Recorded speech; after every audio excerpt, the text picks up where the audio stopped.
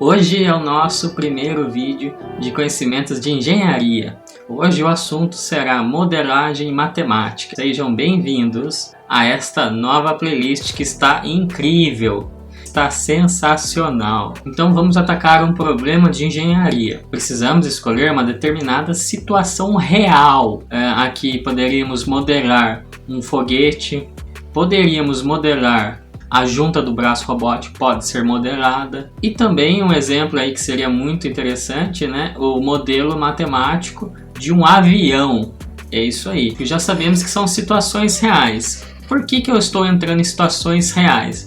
Porque na faculdade você fica tão preso à matemática, que você esquece que o dx dt é alguma situação real da vida. Então eu estou focando aqui para vocês entenderem que a situação que você quer modelar é uma situação, é um fenômeno físico real que você deseja recriar ele. Eu desejo prever este comportamento. Então vamos modelar um desses sistemas, certo? Vou dar um exemplo aqui do avião, tá? Se eu precisasse fazer vários testes, mudar a dimensão dele, eu preciso testar um avião menor, eu preciso testar um avião maior, preciso testar ele em condições extremas de vento, né? E para fazer isso, primeiro item, custo alto. Segundo item, tempo. Por quê? Tempo de construir, você precisa ter o tempo da fabricação, tempo dos testes. Então tudo vai demandar muito tempo e muito custo. Que mais? Existe ainda um grande risco de acontecer vários danos ainda, porque você não conseguiu ajustar ainda os seus controladores. Então você pode ter a queda do avião, danificar o avião. Isso tudo antes de você garantir, de validar o seu controlador. Então é muito importante termos um modelo matemático que consiga resolver esses três problemas de custo, tempo e danos. E por que o pessoal odeia tanto isso na faculdade, na universidade? Por que o pessoal acha tão chato? Se eu acabei de mostrar para vocês que é uma coisa muito incrível. Por quê? Eu vou explicar para vocês. E quem está na faculdade vai concordar comigo. Se você concordar comigo, deixa o seu like e comenta eu concordo. Deixa a hashtag eu concordo. Fica 99% do tempo em equações diferenciais. Você só fica calculando, transformada de Laplace, aplica transformada Z no sistema discreto, sistema contínuo.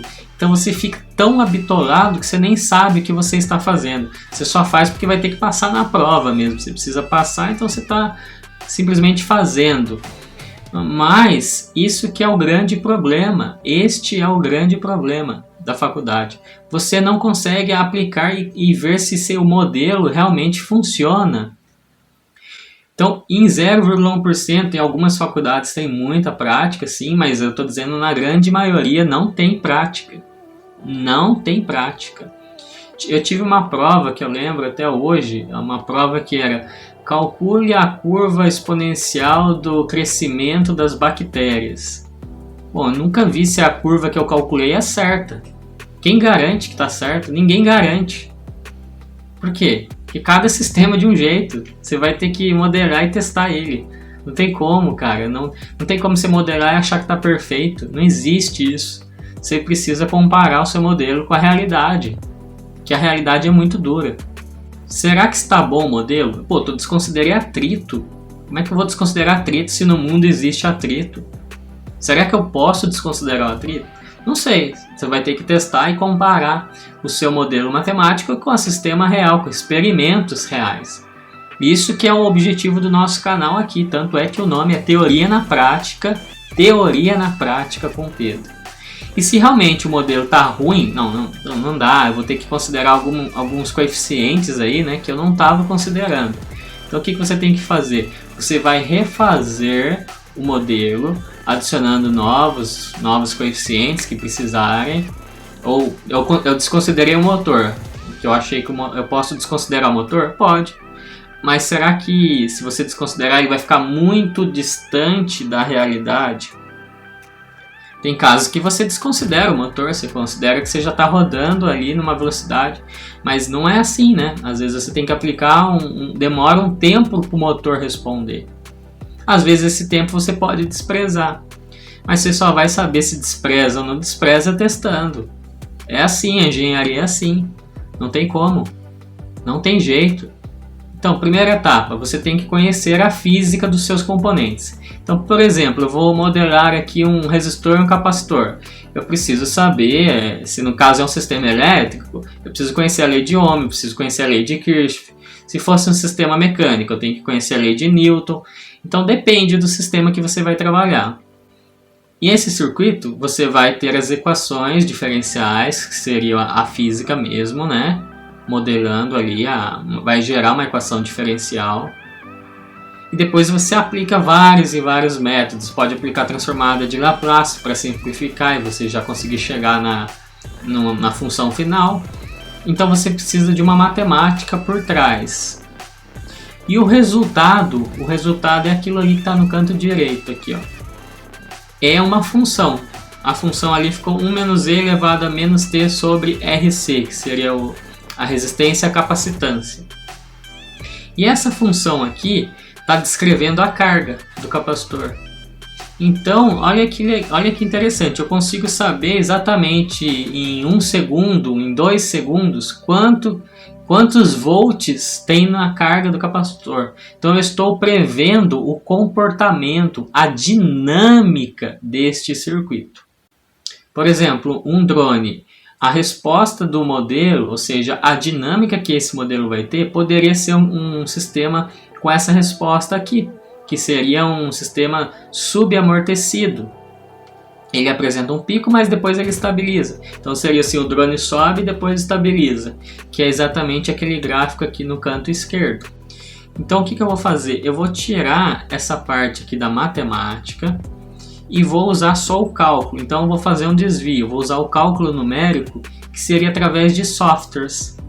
Então através de softwares eu consigo calcular qual vai ser a resposta do sistema. Softwares de engenharia. Bom, só para você entender por que eu pulei essa etapa. Vamos lá, não ache que eu estou fazendo isso à toa. Responde essa pergunta aí. Quanto que é 1 mais 2? Você vai responder de cabeça em 1 segundo. 3. Beleza. Agora responde essa outra pergunta aqui. Quanto que é 9.887 vezes 3.763? Você vai fazer o quê? Como que você vai responder isso? Como que você faria isso se eu te pergunto agora?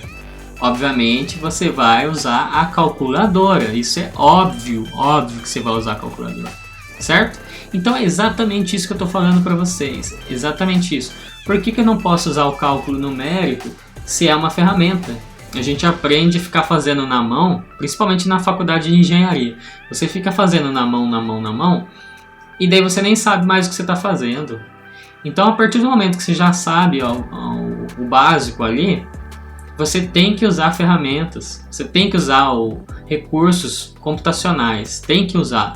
Então, quais são os nossos recursos computacionais? Podemos utilizar o MATLAB, que é comercial, tem que pagar, tem que ter a licença do MATLAB, e também existe o Scilab. O Scilab é uma outra ferramenta gratuita que você pode baixar agora. Se entrar no Google, você pode baixar gratuitamente o Scilab, que seria meio que uma versão genérica do MATLAB. Então vamos modelar juntos a partir de agora. Escreve aí no comentário, #modelagemTPP. Então vamos começar, vê se você tem na sua casa esses materiais aqui. Primeiro material, bolinha de papel amassada. Eu vou colocar algumas coisas dentro para poder aumentar a massa, porque senão o papel é muito leve também. Eu coloquei algumas bolinhas de gude, depois eu vou mostrar aqui para vocês. Isso vocês têm na sua casa. Se você não tiver bolinha de gude, você pode usar pedra, alguma coisa que consiga aumentar a massa. A gente precisa espetinho de churrasco, um espetinho de madeira.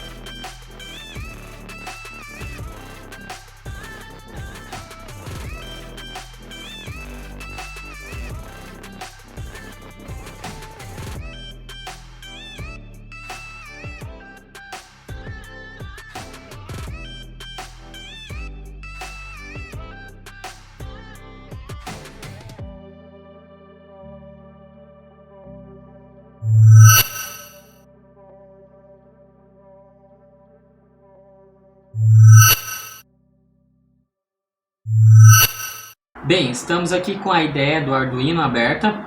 Eu vou criar uma variável tipo float. Float é um número com vírgulas, então é um número com casas decimais. Então por isso que eu vou criar aqui um float chamado ângulo. E vou iniciar esta variável, vou colocar aqui um comentário / ângulo atual. Bom, criei uma variável.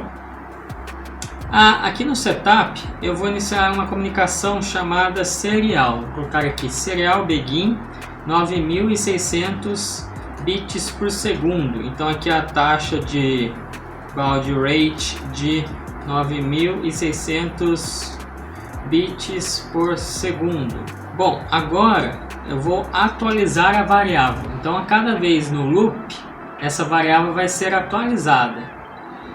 Então eu vou precisar ler um pino analógico, é uma entrada analógica. Então para ler uma entrada analógica você faz analog read. Esta é a função que lê um sensor, por exemplo. Então eu vou colocar aqui o pino A0. Então ler o pino A0 analógico. Analógico significa que ele varia de 0 até 5 volts, que significa de 0 até 1023. Esse 1023 é porque internamente existe um conversor analógico para digital que transforma um valor de tensão em volts em um valor digital de 10 bits. Então, internamente no Arduino existe um conversor analógico digital chamado de ADC. E esse conversor é 10 bits, então o máximo que 10 bits consegue contar é 1023. Simples assim, o máximo que ele atinge é 1023. Então uma simples regra de 3, 1023 equivale a 5 volts e você consegue converter o valor digital em valor de tensão. Só que eu não quero converter em tensão, eu quero converter ele em ângulo. Ó, se eu dividir ele por 1023, o que vai acontecer? Esse valor aqui, ele o máximo possível é 1023. Então se chegar no ângulo máximo vai dar 1023. 1023 dividido por 1023 dá 1. Só que eu não quero 1, eu quero o ângulo de 180. Então eu vou multiplicar ele aqui por 180. Pronto. Acabou. Eu vou colocar aqui vírgula 0 porque eu vou forçar a resposta a dar um float, tá? Por isso que eu vou colocar aqui vírgula 0. Se você não fizer isso, o que vai acontecer? Um inteiro com inteiro com inteiro, a resposta vai dar um número inteiro. Poderia colocar só no 180, já está ótimo. E agora eu vou imprimir.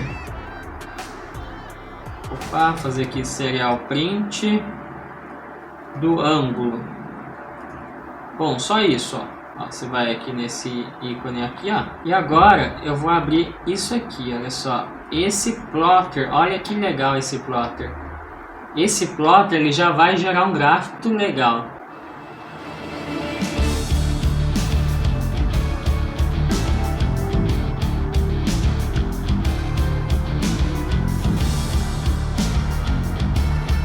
Agora precisamos ter um modelo matemático que consiga produzir esta função aqui.